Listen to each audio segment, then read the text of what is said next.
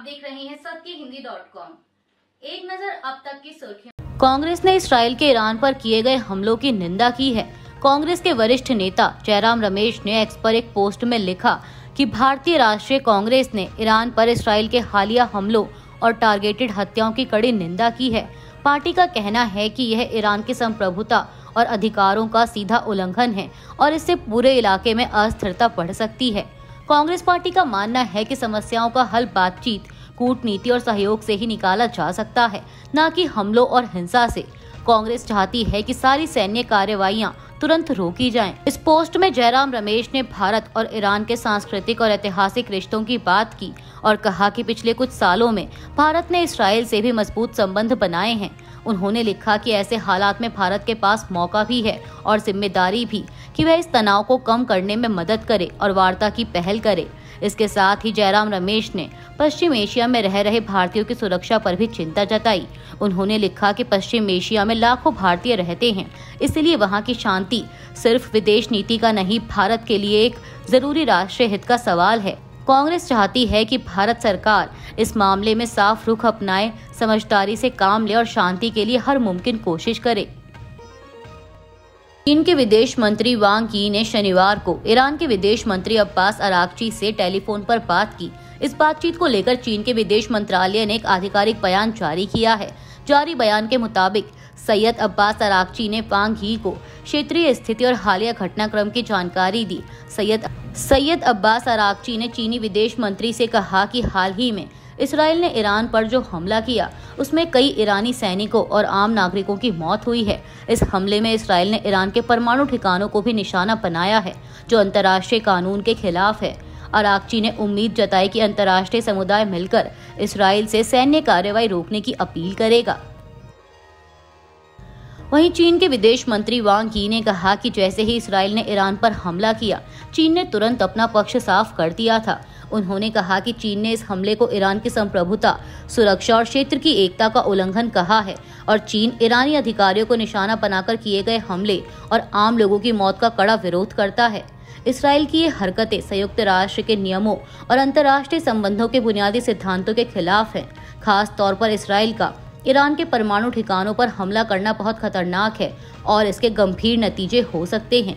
इसके साथ ही चीन ने इसराइल पर दबाव बनाने वाले देशों से अपील की है कि वो शांति कायम करने के लिए ठोस कदम उठाएं।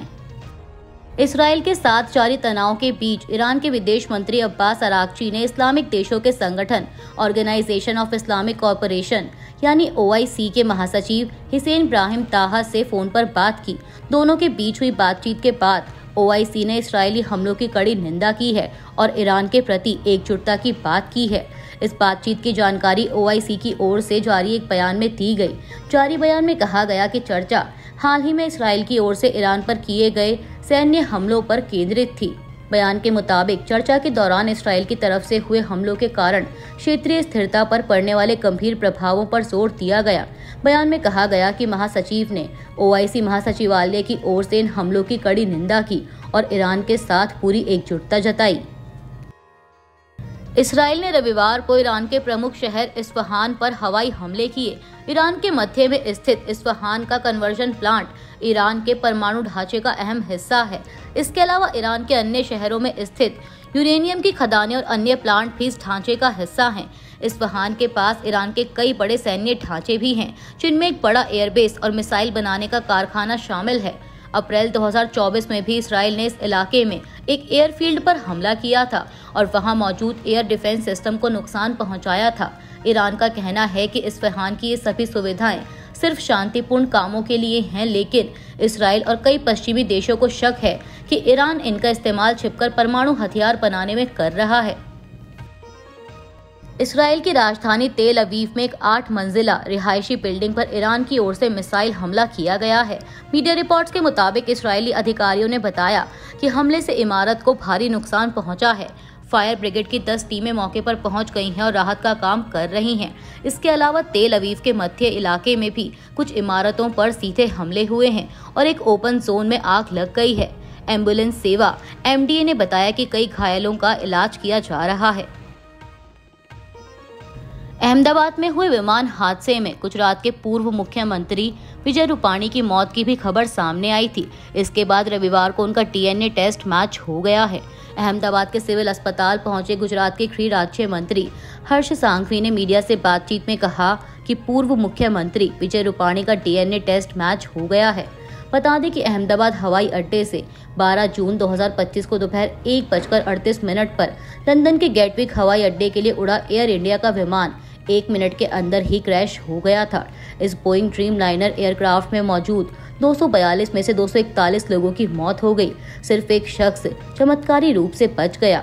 ये विमान एक मेडिकल कॉलेज के हॉस्टल पर जाकर गिरा, जिस कारण कई और लोग इसकी चपेट में आ गए। इस हादसे में कुल मिलाकर कम से कम 270 लोगों की मौत हुई है।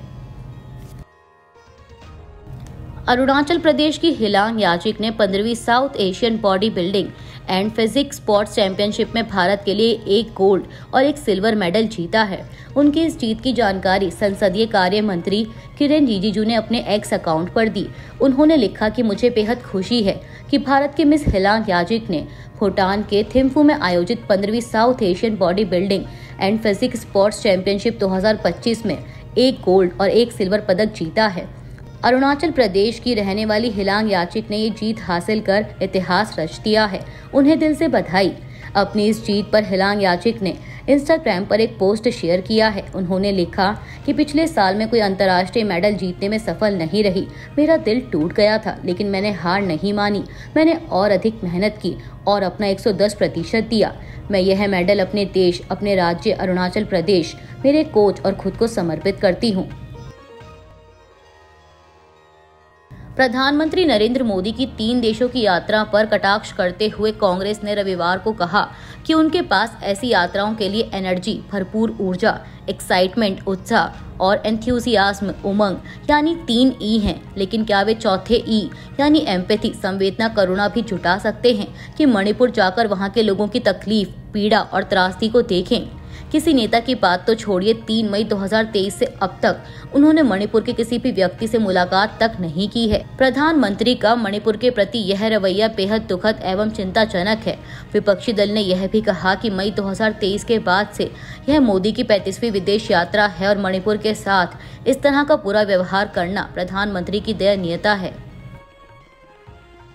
बिहार के उप मुख्यमंत्री सम्राट चौधरी ने शनिवार को आरजेडी प्रमुख लालू प्रसाद यादव पर आरोप लगाया कि उन्होंने दलित प्रतीक बाबा साहेब अम्बेडकर की तस्वीर अपने पैरों के पास रखवाकर उनका अपमान किया है। एक प्रेस कॉन्फ्रेंस को संबोधित करते हुए चौधरी, जो कि भाजपा के पूर्व प्रदेश अध्यक्ष हैं, ने इस घटना का एक वीडियो क्लिप भी चलाया जो इस सप्ताह की शुरुआत में पूर्व मुख्यमंत्री के 78वें जन्मदिन के जश्न के दौरान का था। वीडियो में बीमार नेता को एक सोफे पर बैठे देखा जा सकता है। एक समर्थक तस्वीर लेकर कमरे में प्रवेश करता है और आरजेडी प्रमुख का अभिवादन करने से पहले उसे लालू यादव के पैरों के पास रख देता है। अब इसी वीडियो को लेकर भाजपा लालू प्रसाद यादव पर लगातार निशाना साध रही है। आज पटना में एक प्रेस कॉन्फ्रेंस को संबोधित करते हुए बिहार के उप मुख्यमंत्री सम्राट चौधरी ने कहा कि लालू प्रसाद यादव के जन्मदिन के दौरान जिस तरह से डॉक्टर भीमराव अंबेडकर का अपमान किया गया, वह लोकतंत्र के लिए शर्मनाक है। लालू प्रसाद यादव को डॉक्टर भीमराव अंबेडकर का अपमान करने के तरीके के लिए सार्वजनिक रूप से माफी मांगनी चाहिए। यह इस बात का प्रमाण है कि लालू यादव दलितों को तिरस्कार की नजर से देखते हैं और दलित वर्ग के सबसे बड़े नेता के प्रति उनके मन में कोई सम्मान नहीं है। अभी के लिए बस इतना ही। बाकी की खबरों के लिए जुड़े रहिए सत्यहिंदी.com के साथ। Copyright disclaimer under Section 107 of the Copyright Act 1976. Allowance is made for fair use for purposes such as criticism, comment, news reporting, scholarship, and research. Fair use is a use permitted by copyright statute that might otherwise be infringing.